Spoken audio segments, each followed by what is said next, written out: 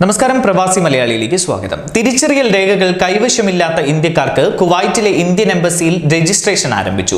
തിരിച്ചറിയൽ രേഖകളില്ലാത്ത ഇന്ത്യക്കാർക്കായി കുവൈറ്റിലെ Indian embassy registration drive എന്ന പേരിൽ രജിസ്ട്രേഷൻ ആരംഭിക്കുന്നതായി ഇന്ത്യൻ എംബസി വാർത്താക്കുറിപ്പിൽ അറിയിച്ചു. പാസ്പോർട്ടോ എമർജൻസി സർട്ടിഫിക്കറ്റോ കൈവശമില്ലാത്തവരാണ് എംബസിയിൽ രജിസ്ട്രേഷൻ നടത്തേണ്ടത്.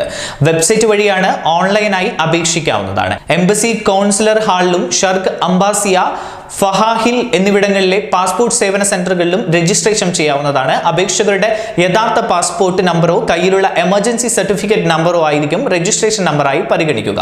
തുടർന്നുള്ള ആശയവിനിമയത്തിനും ഈ നമ്പറാണ് ഉപയോഗിക്കേണ്ടത്. കൂടുതൽ വിവരങ്ങൾക്ക് മെയിൽ വിലാസത്തിലും ബന്ധപ്പെടാമെന്ന് എംബസി വാർത്താക്കുറിപ്പിൽ വിശദീകരിക്കുന്നു. കഴിഞ്ഞ ഏപ്രിലിൽ കുവൈറ്റ് സർക്കാർ പ്രഖ്യാപിച്ച പൊതുമാപ്പ് പ്രയോജനപ്പെടുത്താൻ കഴിയാത്ത നിരവധി പേരാണ് കുടുങ്ങിക്കിടക്കുന്നത്. എംബസി ഇതിനകം നൽകിയ 5000-ഓളം പേരും ഇതിൽ ഉൾപ്പെടുന്നു. അതേസമയം കുവൈറ്റിൽ അനധികൃതമായി താമസിക്കുന്നവരെ വ്യാപക പരിശോധന നടത്തി തിരിച്ചു വരാൻ കഴിയാത്ത വിധം നാട് കടത്താൻ അധികൃതർ പദ്ധതി തയ്യാറാക്കി വരികയാണ്. അപ്പോൾ ഈ അവസരം ഉടൻ തന്നെ പ്രയോജനപ്പെടുത്തുക. ന്യൂസ് ഡെസ്ക്, പ്രവാസി മലയാളി.